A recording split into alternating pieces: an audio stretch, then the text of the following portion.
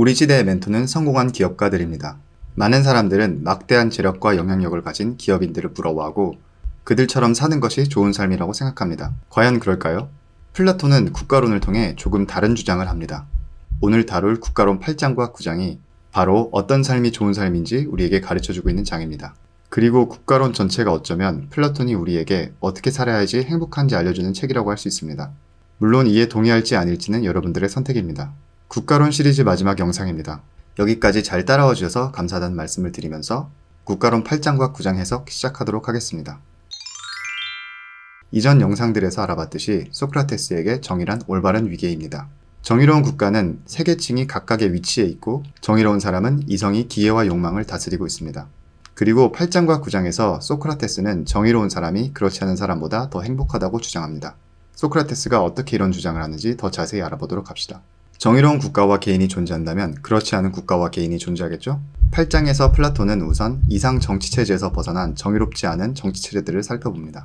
과도하게 명예를 추구하는 명예지상정체, 과도하게 부를 추구하는 과두정체, 무질서하게 온갖 욕망을 좇는 민주정체, 그리고 독재자가 출현하는 참주정체가 그 예입니다. 소크라테스는 이 정체들이 순차적으로 나타난다고 얘기하는데요. 예를 들어 민주정체는 과두정체에서 부유한 계급들을 척결하고 탄생하고 참주정은 민주정에 뿌리를 두고 시작됩니다. 우리는 특히 민주정체와 참주정체의 연결 지점에 주목할 필요가 있습니다. 소크라테스는 과도한 자유는 과도한 종속으로 귀결된다고 주장하고 있기 때문입니다. 정의롭지 않은 개인 역시 정의롭지 않은 국가와 유사한 구조를 띠고 있습니다. 소크라테스는 영혼은 이성, 기계, 욕망 세 가지로 나눠져 있고 이에 따라 세 가지 종류의 삶이 가능하다고 말합니다. 지식을 추구하는 삶, 명예를 추구하는 삶, 그리고 욕망을 추구하는 삶입니다. 소크라테스는 9장에서 본격적으로 참주 혹은 참조와 같은 특성을 가진 사람과 정의로운 사람을 비교하는데요. 먼저 참주에 대해서 어떻게 설명하는지 알아보도록 합시다. 참주는 제약 없이 무제한적으로 욕망을 추구하는 사람이라고 할 수 있습니다. 우리는 참주 혹은 독재자가 행복할 거라고 생각하는데요. 자신이 원하는 바를 마음껏 누릴 수 있는 권력과 재력을 가지고 있기 때문이죠. 그는 수많은 욕망과 쾌락을 쫓고 법의 제약을 받지도 않습니다. 이 독재자는 스스로를 자유로운 사람이라고 생각하는데요. 하지만 소크라테스는 독재자 혹은 독재자와 같은 삶을 살고 있는 사람은 사실 불행하다고 말합니다. 그는 행복하지 않고 항상 두려움에 사로잡혀 있습니다. 우선 그는 무절제한 자신의 욕망의 노예인데요. 그리고 누군가가 항상 자신의 재산과 권력을 노리고 있다는 불안감에 휩싸여 있는 사람입니다. 그는 주위에 진정한 친구는 없고 아첨꾼들로만 가득합니다. 그러니까 우리는 독재자들이 자신의 욕망을 마음껏 채울 수 있기 때문에 행복할 거라고 생각하지만 소크라테스는 독재자뿐만 아니라 돈, 명예의 욕망을 무절제하게 추구하는 사람들은 불행할 수밖에 없다고 주장하고 있습니다. 그렇다면 소크라테스는 어떤 삶이 행복하다고 말하고 있을까요? 놀랍지 않게도 소크라테스는 철학자의 삶, 그러니까 지식을 추구하는 삶이 행복한 삶이라고 말하고 있습니다. 이에 대해 크게 4가지 이유를 드는데요. 우선 철학자는 지식, 명예, 욕망을 추구하여 얻는 즐거움을 모두 알고 있습니다. 그래서 이 3가지 즐거움을 모두 비교할 수 있습니다. 반면에 대부분의 사람들은 지식이 주는 즐거움을 이해할 수 없기에 어떤 즐거움이 더 좋은 즐거움인지 판단할 수 없습니다.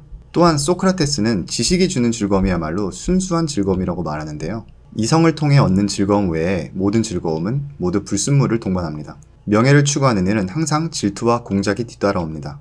육체의 욕망도 마찬가지인데요. 우리는 음식을 얻으면 즐거움을 얻지만 조금이라도 과하게 음식을 섭취하면 바로 불쾌감을 느끼게 됩니다. 이에 반해 지식이 주는 즐거움은 이런 불쾌함을 수반하지 않습니다. 소크라테스는 이성적 즐거움이 불순물을 동반하지 않는 이유는 지식이 주는 즐거움은 이데아의 세계, 그러니까 진짜 세계로부터 얻는 것이기 때문입니다. 이에 반해 명예와 육체적 욕망이 주는 즐거움은 그림자와 같은 이 세계에서 얻는 즐거움이기 때문에 불순물을 동반할 수밖에 없다는 것입니다. 마지막으로 소크라테스는 이성이 이끄는 삶을 사는 철학자는 다른 즐거움들을 절제할 수 있다고 말합니다. 앞서 과도하게 명예와 육체적 욕망을 추구하는 것이 문제라고 말씀드렸는데요. 이성이 영혼을 이끄는 철학자는 이런 기계와 욕망을 제어할 수 있습니다. 이에 따라 과도한 명예와 욕망 추구에 따르는 불쾌감을 피할 수 있습니다. 결론적으로 소크라테스의 주장은 철학자의 삶이 가장 좋은 삶이자 행복한 삶이라는 것입니다. 그럼 8장과 9장과 국가론 전체를 돌아보도록 합시다. 국가론의 대화는 트라시마코스의 정의는 강자의 이기다라는 도전으로부터 시작되었습니다.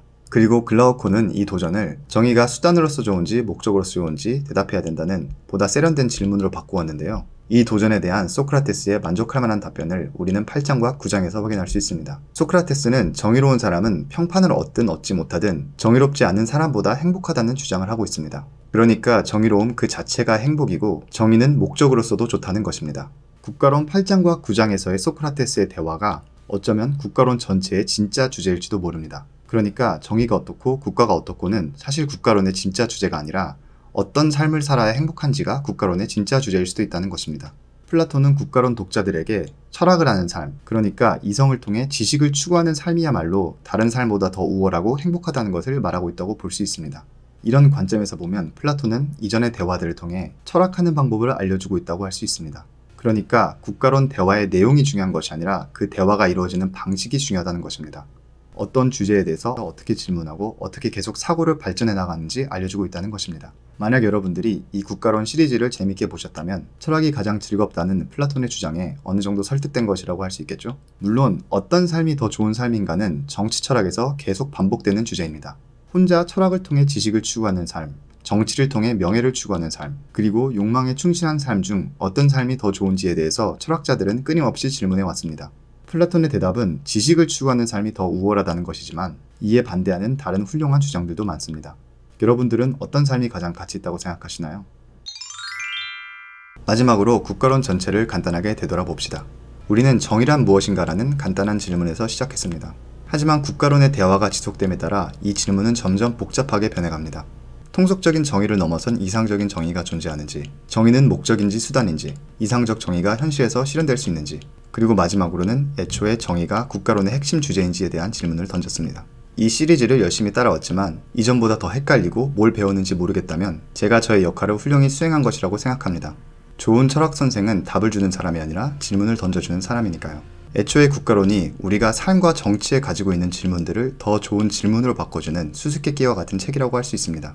지금까지 국가론 시리즈를 사랑해주셔서 감사합니다. 김카레였습니다.